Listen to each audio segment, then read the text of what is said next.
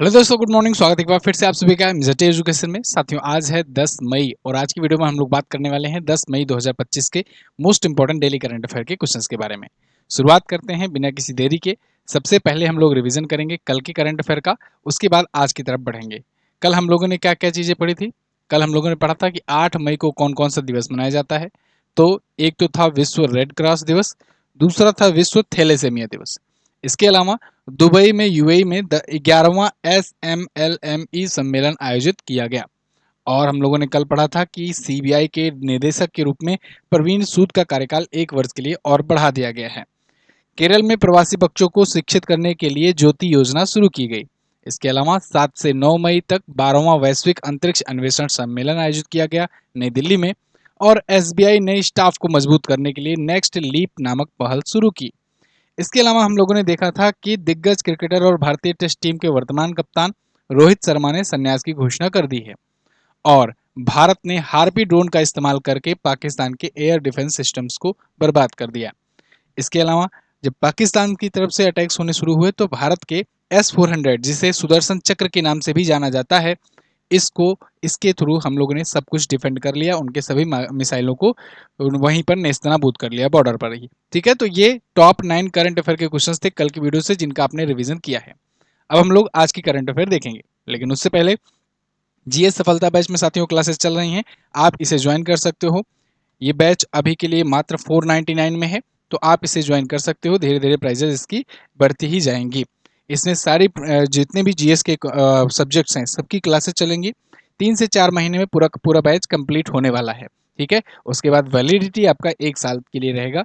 E books भी आपको हर महीने मिला करेगी। तो आप इस बैच को ज्वाइन कर सकते हो। जीएस सफलता बैच मोस्ट प्रीमियम बैच है अपना। ठीक है, और सबसे बेहतर कंटेंट आपको यहाँ पर मिलेगा देखने को। कहाँ से लोगे आप इसको? आप एमजेटी ऐप से लोगे। एमजेटी ऐप पर जाकर वीडियो कोर्स सेक्शन में जाना, वहीं से मोस्ट पॉपुलर बैच में जाना और उसके बाद जाकर आप परचेज कर सकते हो। ठीक है, चलिए पहला क्वेश्चन देखते हैं। पहला क्वेश्चन है राष्ट्रीय प्रौद्योगिकी दिवस यानी नेशनल टेक्नोलॉजी डे कब मनाया जाता है? तो नेशनल टेक्नोलॉजी डे साथियों 11 मई को मनाया जाता है प्रत्येक वर्ष। क्यों 11 मई को? क्योंकि 11 मई को 1998 में हम लोगों ने किया था पोखरण परीक्षण। पोखरण परमाणु परीक्षण था ये। और पोखरण परमाणु परीक्षण के बाद से भारत हो गया न्यूक्लियर पावर्ड कंट्री। देखो, हम लोगों ने स्माइलिंग बुद्धा नाम से एक चलाया था पहले, किया था टेस्ट 1973 में, पोखरण में ही किया था। लेकिन क्या था कि वो शांति के लिए था, मतलब कोई ऐसा बम विस्फोटक वाला परमाणु में वो नहीं था, परीक्षण नहीं था। तो वो वाला था तो, लेकिन भारत को न्यूक्लियर बम वाला देश नहीं गिना जाता था। ठीक है, क्योंकि हम लोगों ने न्यूक्लियर टेस्ट किया था लेकिन कोई उतना खास नहीं, स्माइलिंग बुद्धा वाला जो था। ये 1998 वाला जो हुआ ना, 11 मई और 13 मई को 2 परीक्षण हुए ऑपरेशन शक्ति के तहत। ध्यान रखना, ऑपरेशन शक्ति चला करके, ऑपरेशन शक्ति चला करके भारत ने किया था इसका परीक्षण। ठीक है, और जो 1973 वाला था, 1973 वाला, ये स्माइलिंग बुद्धा था। स्माइलिंग बुद्धा। ठीक है, तो इस प्रोजेक्ट के तहत 1973 वाला हुआ था। ऑपरेशन शक्ति के तहत जब हम लोगों ने किया तो दुनिया ने हमारी ताकत का लोहा मानना शुरू किया और उसके बाद हम लोग हो गए न्यूक्लियर पावर्ड कंट्री। अब ऐसी ही टेक्नोलॉजी, क्योंकि वो टेक्नोलॉजी की ही देन थी, ऐसी ही टेक्नोलॉजी आगे भी विकसित होती रहे, भारत लगातार निरंतर डेवलप होता रहे, इसके लिए हम लोग उसी दिन को याद करते हुए, 11 मई को याद करते हुए मनाते हैं राष्ट्रीय टेक्नोलॉजी दिवस। क्लियर है ना? तो 11 मई को मनाएंगे। अच्छा, 11 मई आज तो है नहीं, कल है। एडवांस में क्यों बता रहे हो? कभी कभी होता है कि चीज़ें जो है 10 तारीख वाली उतनी बढ़िया नहीं रहती है। अब आज देखो 10 मई को ल्यूपस दिवस मनाया जा रहा था। ल्यूपस दिवस उतना कुछ खास नहीं है, ना ही आज तक कभी पूछा गया है, तो इसीलिए ल्यूपस दिवस नहीं लिया गया। पहला क्वेश्चन दिवस लेने से थोड़ा सा आपका माइंड मेकअप हो जाता है कि पहला क्वेश्चन दिवस से शुरुआत कर रहे हैं करंट अफेयर, है ना? जैसे आप अखबार उठाते हो तो पहला देखते हो, पहले आज की तारीख है अगर, तो पहले देखते हो मुख्य पृष्ठ, हेडलाइन क्या क्या है। तो हेडलाइन में ही सबसे पहले दिवस से शुरुआत हो जाती है हमारी, है ना? तो इसीलिए दिवस ले रहा था, तो कल वाला ले लिया एक एडवांस में। कल 11 मई है तो आज ही, है ना? क्योंकि हम लोग एडवांस में लेते हैं, बीता हुआ कल नहीं बताते हैं, बहुत रेयर केस में बताते हैं। चलिए थीम पर आ जाते हैं। थीम है इस बार की एम्पावरिंग ए सस्टेनेबल टुमारो थ्रू इनोवेशन, ये इसकी थीम है। ओके, अगला, हाल ही में कौन सा भारतीय शहर विश्व स्वास्थ्य संगठन के वैश्विक आयु अनुकूल शहर नेटवर्क में शामिल हुआ?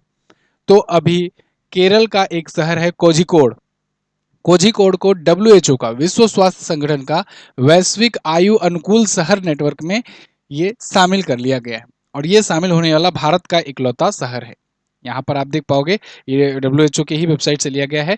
कोझिकोड ज्वाइंस डब्ल्यूएचओ's global age friendly cities network.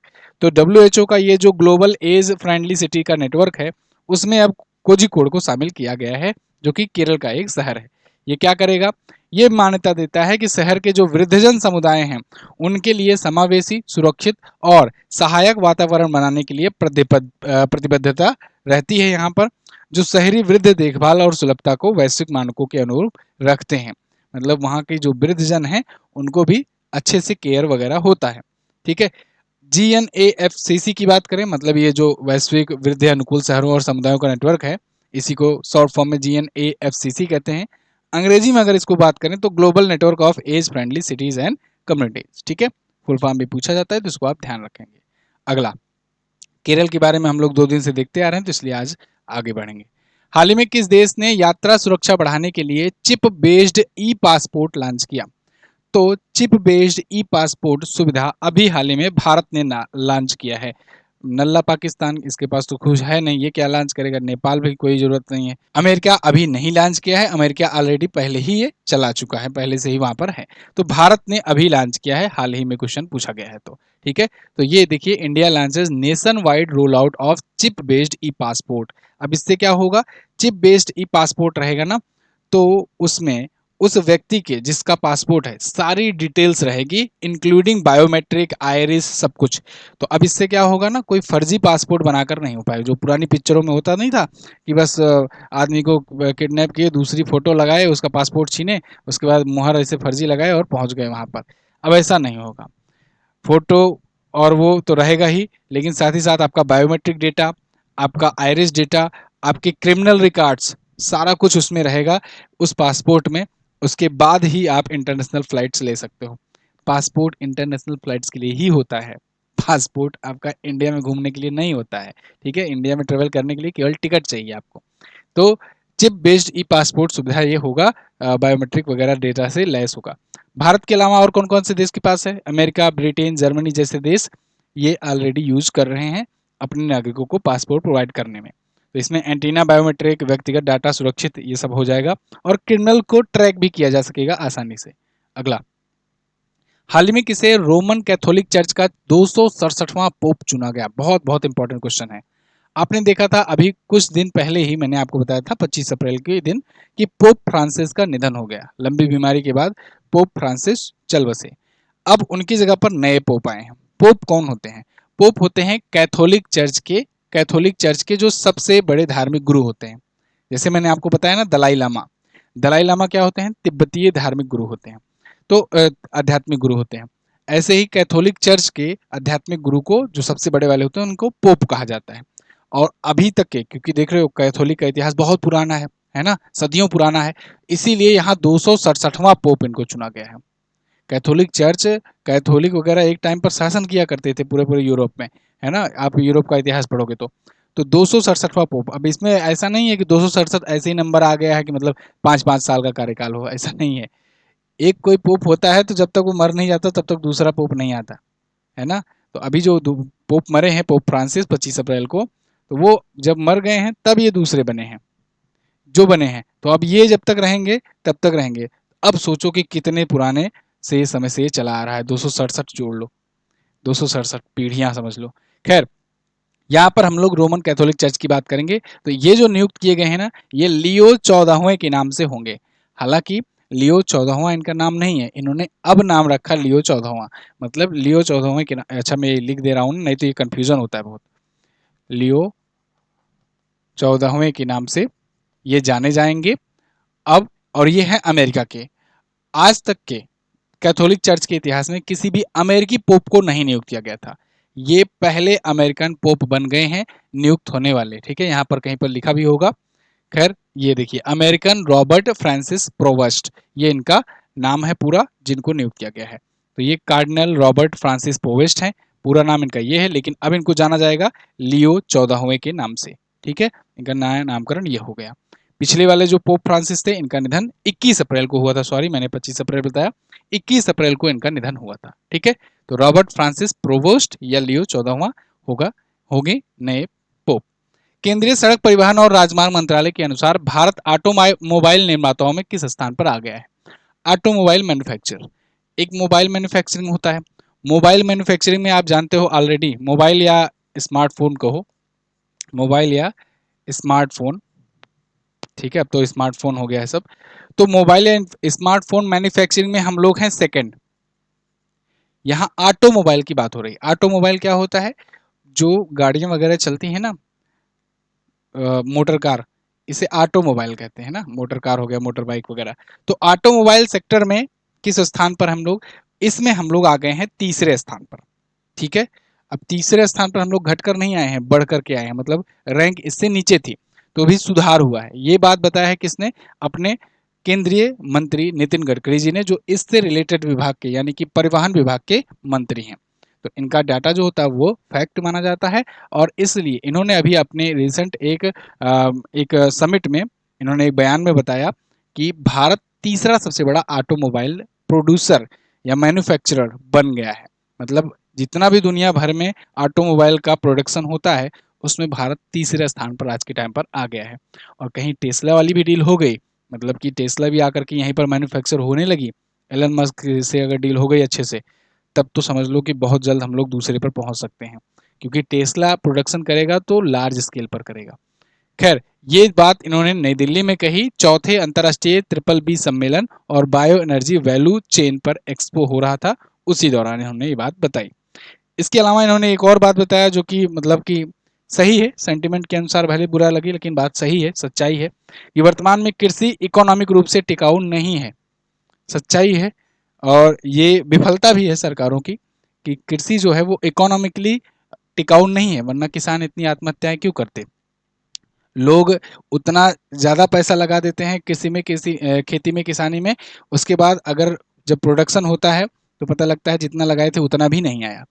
उसके ऊपर से भी यूपी में अगर बताएं तो फिर यूपी में तो सांड देवता का अलग ही माहौल है ना, जो लोग यूपी वाले होंगे रिलेट कर पा रहे होंगे।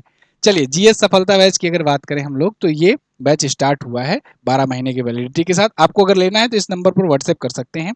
ठीक है, जीएस कंप्लीट इसमें पढ़ाया जा रहा है। ओके, तो आप इस बैच को ले सकते हो और कभी भी निराशा नहीं हाथ पाओगे। जो भी क्लासेज हो रही हैं, एक भी अगर क्लास देखोगे ना तो पहली ही क्लास में आपको लग जाएगा भाई पैसा वसूल हो गया। ठीक है, इतना डिटेल कंटेंट और इतना बिल्कुल प्रॉपर तरीके से क्लास नोट्स के साथ आपको दी जाती है। जो भी मैं हैंड रिटन नोट करता हूँ वो हैंड रिटन नोट्स आपको दी जाती है। ओके, तो एमजेटी ऐप पर आप अवेलेबल है, इसको जाकर के ले सकते हो। निम्न में से किस दिन विकसित भारत कृषि संकल्प अभियान नामक 15 दिवसीय राष्ट्रव्यापी अभियान शुरू हुआ? विकसित भारत कृषि संकल्प अभियान ये शुरू हुआ साथियों, ये शुरू होगा 29 मई को। एडवांस में क्वेश्चन ले रहा हूं, लेकिन यहाँ हुआ इसलिए कह रहा हूं क्योंकि आगे चल करके क्वेश्चन हो जाएगा पुराना 29 मई के बाद। तो विकसित भारत कृषि संकल्प अभियान 29 मई से शुरू होने वाला है और ये 15 दिवसीय होगा, राष्ट्रव्यापी, मतलब पूरे देश में ये अभियान चलाया जाएगा। क्यों चलाया जाएगा? क्योंकि विकसित भारत हम लोग होने का लक्ष्य रखे हैं 2047 का। अब 2047 का विकसित भारत तब ना होंगे जब हम लोग हर सेक्टर में चौमुखी विकास करेंगे। भाई टेक्नोलॉजी में विकास कर रहे हैं और बाकी सी चीज़ों में डेवलपमेंट में भी विकास कर रहे हैं, लेकिन कृषि जो है, जो मूलभूत है भारत का, समझ लो एक एक बहुत बड़ा बेस है, उसमें भी विकास करना जरूरी है। इसीलिए कृषि मंत्री शिवराज सिंह चौहान जी को जिम्मेदारी दी गई है कि कुछ ऐसा राष्ट्रव्यापी अभियान चलाओ जिससे जिससे जो किसान हैं हमारे, उन किसानों को थोड़ा सा अवेयरनेस फैल सके कि किस टाइप के बीज उनको यूज करने चाहिए, किस टाइप के केमिकल्स यूज करने चाहिए, खाद यूज करने चाहिए, फर्टिलाइजर्स यूज करने चाहिए, जिसकी वजह से प्रोडक्शन ज़्यादा हो। अभी मैंने आपको प्रोडक्शन के बारे में बताया कि जितना लगा रहे हैं उतना भी नहीं पा रहे हैं, उत्पादन उतना भी नहीं हो रहा है। तो उसमें क्या-क्या उन्नत किस्में यूज़ की जाएँ, इसके अलावा आधुनिक तकनीकी क्या-क्या यूज़ की जाए जिससे प्रोडक्शन ज़्यादा हो, इसके लिए देशव्यापी एक अभियान चलाया जाएगा और ये अभियान 15 दिनों का होगा, पूरे भारत देश में होगा। ठीक है ना? बात समझ में आई? चलिए, तो यहाँ पर इस भर में 700 जिलों को कवर किया जाएगा, 1.5 करोड़ किसानों तक पहुँच प्रदान किया जाएगा, 10 से 12 लाख किसान इसमें शामिल होने वाले हैं प्रतिदिन। अगला, 2025 मई में ईरान के विदेश मंत्री ने भारत की यात्रा की। इस दौरान भारत और ईरान के बीच कितने समझौते पर हस्ताक्षर हुए? बहुत इंपॉर्टेंट क्वेश्चन है। अभी आपने अगर देखा होगा कि ईरान के विदेश मंत्री भारत यात्रा पर थे, भारत को ज्ञान भी देने आए थे साथ-साथ में कि भाई युद्ध ना करो, है ना? पाकिस्तान से युद्ध ना करो, दोनों देश शांति बना करके रखो, है ना? मतलब वही बात है, look who is talking. Iran कह रहा है कि शांति रखो, युद्ध ना करो। ऐसा देश जो हूतियों को खड़ा किया, जो हमास को खड़ा किया, जो हिजबुल्लाह को खड़ा किया और जो खुद भी लगा रहता है इज़राइल पर वार करने में, अटैक करने में। इसने अपना राष्ट्रपति तक खो दिया अभी इसी चक्कर में, है ना? वाद विवाद में ही कितने साइंटिस्ट खो दिए। और उसके बाद अटैक, मिसाइल अटैक, मतलब जितने भी वायलेशन हो सकते हैं इंटरनेशनल उसका, यूएन का, वो सब तोड़ दिया। उसके बाद लेकिन भारत की बारी आ रही तो ये भारत को ज्ञान देने आ रहा है। इसके पीछे भी एक बड़ी रणनीति है, उस पर भी हम लोग चर्चा करेंगे डेली करंट उसमें ट्रेंडिंग टॉपिक वाले में तो डिस्कस करता ही हूँ। खैर यहाँ पर हम लोग मेन मुद्दे पर आते हैं कि समझौते कितने हुए। समझौते हुए हैं दो, भारत और ईरान के बीच में दो समझौते हुए हैं। ईरान के जो फॉरेन मिनिस्टर हैं ये आए हुए थे, एक्चुअली में 20वीं ज्वाइंट कमीशन की ये मीटिंग थी, उसमें आए थे। और हम लोग ना इस बार 75वीं वर्षगांठ सेलिब्रेट कर रहे हैं भारत ईरान मैत्री संधि की। भारत ईरान मैत्री संधि पर जब हस्ताक्षर हुए थे तो उसके 50 साल पूरे हुए हैं इस साल, इसीलिए उसकी 75 साल पूरे हुए हैं और उसकी 75वीं वर्षगांठ मनाने के लिए ये हो रहा है। तो दो समझौते सीमा शुल्क को लेकर हुआ, भाई बॉर्डर टैक्स या ट्रेड जो है ये बहुत मायने रखता है ना, कस्टम्स, तो ये इस पर बात हुआ। चिकित्सा उत्पादन विनियमन पर द्विपक्षीय समझौता हुआ कि जो मेडिकल प्रोडक्शन होता है उसका कैसे विनियमन किया जाए, लेन देन किया जाए, इसके लिए हुआ। तो ये दो समझौते हुए हैं। अच्छा, आ जाते हैं उस मुद्दे पर कि भारत को क्यों ये सलाह दे रहे हैं कि शांति बना करके रखो। एक्चुअली में क्या है कि भारत ने जैसे ज्ञान दिया था, सेम ज्ञान आज के टाइम पर भारत को मिल रहा है, एक नहीं सभी देशों से। रूस हो, चाहे चाहे अमेरिका हो, चाहे ईरान हो, चाहे जो भी देश हो, बड़े ताकतवर देश चाहे जो भी हो, उनके साथ जो जो भारत ने किया था, भारत के साथ वैसे वैसे कर रहे हैं। अब आपको बात बुरी लग रही होगी, लेकिन सच्चाई है। अभी जब युद्ध चल रहा था तो भारत हमेशा ये कहता था कि भाई देखो, हम ना इनके पक्ष में है ना हम इनके पक्ष में हैं, हम अपने पक्ष में हैं और हमारा पक्ष है शांति। Diplomacy, dialogue and peace. आप अक्सर सुनते मिल रहे होंगे एस जयशंकर को कि हम ये 3 वर्ड है, जैसे गांधी जी के 3 बंदर हुआ करते थे, वैसे आज के टाइम पर मोदी जी के 3 वर्ड है, डिप्लोमेसी, डायलॉग एंड पीस। तो कहे कि जितने दुनिया भर के युद्ध हैं वो इसी तीनों से सुलझाए जा सकते हैं और ये युद्ध का समय नहीं है। ये इन्होंने कई मंचों पर भी कहा कि हमने पुतिन की आंख में जा करके आंख में आंख डाल करके ये बात बोली कि ये युद्ध का समय नहीं है। अब ऐसे ही पुतिन भी कह दे रहे हैं भारत के लिए कि ये युद्ध का समय नहीं है और डिप्लोमेसी, डायलॉग और पीस के साथ आप लोग काम करो। तो वही बात है, जब अपने पर गुजरती है तो वही बात याद आती है। लेकिन अब ऐसे ही ये सब लोग देश कर रहे हैं। खैर हम लोग पाकिस्तान से बहुत मजबूत हैं और हम लोग चाहेंगे भी यही। हम लोग के लिए तो और अच्छा है कि ये लोग ना सपोर्ट करें, ना हमारा पक्ष लें ना उनका पक्ष लें, ये लोग तटस्थ रहें जैसे हम तटस्थ थे। तो ऐसे जब ये लोग भी तटस्थ रहेंगे तो पाकिस्तान टिक ही नहीं पाएगा, है ना? पाकिस्तान को तो निपटा देंगे कभी भी। तो खैर 7 और 8 मई को डॉक्टर अब्बास अरागची ये आए थे। ईरान की बात करें तो तेहरान इसकी राजधानी होती है और राष्ट्रपति हैं मसूद पिजेस्कियन। मसूद पिजेस्कियन पिछले वाले राष्ट्रपति जब मर गए हेलीकॉप्टर क्रैश में तो उसके बाद ये बने। ईरानी रियल यहाँ की करेंसी होती है। कहाँ पर है मैप में? मैप में देखोगे जैसे ये रहा अपना प्यारा भारत, यहाँ से आप पाकिस्तान, अफगानिस्तान क्रॉस करो तो ये जो बड़ा सा देश मिलता है ना, ये है ईरान। ठीक है, यही देश है ईरान। ओके, चलिए अगला। दिल्ली सरकार ने प्रदूषण से निपटने के लिए कितने रुपए की क्लाउड सीडिंग परियोजना को मंजूरी दी है? क्लाउड सीडिंग परियोजना ये 3.21 करोड़ की टोटल लागत वाली परियोजना है। दिल्ली सरकार ने वायु प्रदूषण से निपटने के लिए ये किया है। क्लाउड सीडिंग क्या होता है आपने सुना भी होगा कभी कभी क्वेश्चन में। क्लाउड सीडिंग कृत्रिम वर्षा कराने या ऐसे वायु प्रदूषण को रोकने के लिए यूज किया जाता है। क्लाउड सीडिंग से क्या होता है कि ये क्लाउड में जा करके कुछ केमिकल्स का छिड़काव करते हैं और उसके बाद से फिर कृत्रिम वर्षा भी करा दी जाती है। तो जब कृत्रिम वर्षा हो जाती है तो जो धूल कण और प्रदूषण वाले मटेरियल जो होते हैं ना, जिसे पॉल्यूटेंट कहते हैं, वो दब जाते हैं, तो थोड़ा सा वातावरण साफ हो जाता है। तो यही इसके पीछे का कॉन्सेप्ट है। दिल्ली सरकार क्लाउड सीडिंग कराने जा रही है, क्लाउड सीडिंग प्लान ला रही है और इसके तहत 3.21 करोड़ का खर्च कर रही है। कैसे कैसे खर्च होंगे? तो इसमें देखिए कुल 5 कुल 5 क्लाउड सीडिंग परीक्षण किए जाएंगे। अभी टेस्टिंग की जा रही है क्लाउड सीडिंग। क्यों? क्योंकि दिल्ली में वायु प्रदूषण का स्तर लगातार बढ़ता जा रहा है, दुनिया में सबसे खराब स्थिति में रहते हैं हम लोग। तो फिर इसको कैसे लंबे समय तक के लिए खत्म किया जाए और कैसे कुछ समय के लिए खत्म किया जाए, इसके लिए ये बातचीत चल रही है। देखो, एयर प्यूरीफायर लगाते हैं, बड़े बड़े एयर टावर लगाते हैं प्यूरीफायर के, तो उससे क्या होता है कि वो बस थोड़े कुछ ही एरिया तक वो शुद्ध रखता है। लोग घरों में एयर प्यूरीफायर लगा रहे हैं। पहले तो लोग पानी खरीदते थे, आजकल लोग हवा खरीद रहे हैं। लेकिन अब स्थिति ये आ गई है कि भाई लॉन्ग टर्म के लिए कुछ करना होगा। और कभी कभी क्या होता है कि ये लॉन्ग टर्म वाला वैसे नहीं है प्रोग्राम, ये शॉर्ट टर्म के लिए है।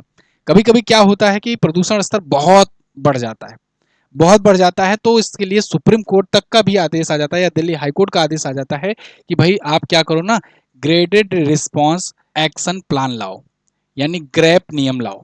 ग्रैप नियम मैं आपको समझा भी चुका हूँ, ग्रैप 4, ग्रैप 3, ग्रैप 1, ग्रैप 2 कब कब लागू किया जाता है। तो ग्रैप नियम लागू करने के लिए सरकार को निर्देश देती है दिल्ली हाई कोर्ट। कहती है भाई ग्रेडेड, अभी ये जेई के एग्जाम में इसका फुल फॉर्म पूछा गया था, जेई 2025 में इसका फुल फॉर्म पूछा गया था, इसको याद रखना। तो ये सरकारों को कहती है कि ग्रेडेड रिस्पॉन्स एक्शन प्लान लाओ, जिससे वहां पर कुछ रिस्ट्रिक्शन लगाओ गाड़ियों को या फैक्ट्रियों को कि कितना देर से कितना देर तक आपको ऑन रखना है, ऑफ रखना है, इसके अलावा कितना मात्रा में चलना है, जिससे प्रदूषण ना हो।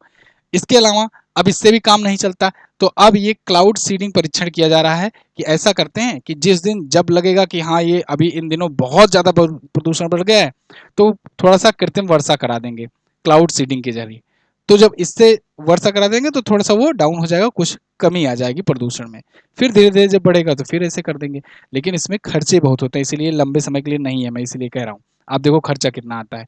केवल 5 क्लाउड सीडिंग टेस्टिंग की जा रही है। इन टेस्टिंग में 2.75 करोड़ रुपए का लागत आ जाएगा 5 में। ठीक है, यानी कि प्रत्येक में 55 लाख रुपए पर क्लाउड सीडिंग परीक्षण के लिए, टेस्टिंग के लिए। अब इसके लिए बाकी जो खर्चे होंगे लॉजिस्टिक्स वगैरह के, केमिकल स्टोरेज रखना होगा, एयरक्राफ्ट कैलिब्रेशन करना होगा, तभी तो एयरक्राफ्ट के माध्यम से जाके गिराएंगे। फिर इसमें क्या होगा, 66 लाख रुपए का खर्च आ जाएगा सेटअप में। तो ये तो सेटअप मान लो चलो वन टाइम इन्वेस्टमेंट है। ये तो जितना टेस्टिंग करोगे उतना में लगना लगना है 55 लाख पर। ठीक है, इसके लिए किसकी मदद की ली जा रही है? आईआईटी कानपुर से मदद ली जा रही है। तो ये किया जा रहा है। अब दिल्ली के बाहरी क्षेत्रों में लगभग 100 किलोमीटर स्क्वायर में ये कवर करने की बात की जा रही है कि 100 किलोमीटर स्क्वायर में अगर हम क्लाउड सीडिंग करा देते हैं तो दिल्ली में प्रदूषण अपेक्षाकृत कम आएगा। ऐसे ही बात कही जाती है कि हरियाणा से, पंजाब से ये लोग जो पराली जलाते हैं तो भी वहां से भी बहुत सारे प्रदूषण आते हैं। साथियों, ये डिटेल चर्चा होती है, हालांकि इसमें टाइम लिमिटेड होता है डेली करंट अफेयर में, लेकिन फिर भी मैं कोशिश करता हूँ आपको चीज़ों को समझाने की। क्योंकि अगर एक बार आप समझ गए चीज़ों को तो आप हमेशा के लिए इसको समझ जाओगे और हमेशा के लिए आपको ये चीज़ें भूलेगी नहीं। रट्टन विद्या बहुत कुछ होगा। अभी आज आज ही के करंट अफेयर में जब जो भी अगर कोई क्वेश्चन लिया होगा, रफली ऐसे बता करके इसको निकल गया होगा और आप भी रट के निकल गए होगे, लेकिन समझ नहीं पाए होगे कि क्लाउड सीडिंग क्या है या कैसे किया जाएगा, क्यों किया जाएगा, इसके पीछे जो प्लान है graded action response action plan, ये क्यों लाया जाता है। ये सब चीज़ें मूलभूत कारण है, इसको समझिए एक बार तो आपको मजा आएगा पढ़ने में।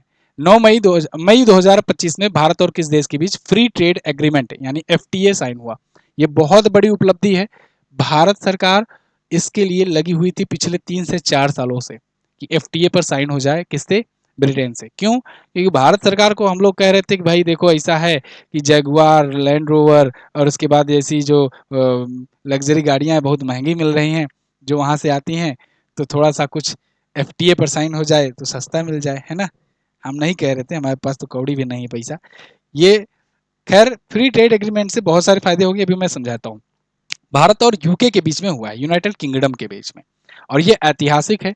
पिछले 3 से 4 सालों से भारत सरकार लगी हुई थी एफटीए पर साइन हो जाए। आपने देखा ऋषि सुनक बीच में आए, उनसे भी बहुत लंबे समय तक बातचीत चली, वो भी चले गए। अब कीर स्टारमर आए हैं नए प्रधानमंत्री, इनसे भी बातचीत चली और फाइनल अब स्टेज पर आकर के, हालांकि ऋषि सुनक का हालांकि इसमें बड़ा रोल रहा है क्योंकि वो फाइनल स्टेज तक ले जाने में काफ़ी हद तक कामयाब रहे।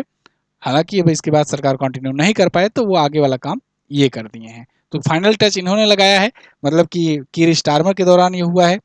अगर पूछा जाए कि एफटीए साइन हुआ किसके दौरान, किसके प्रधानमंत्री रहे थे, तो वो तो ऑब्वियस ये है बात कि यहाँ पर हुए कीर स्टारमर, लेकिन हुआ है ये।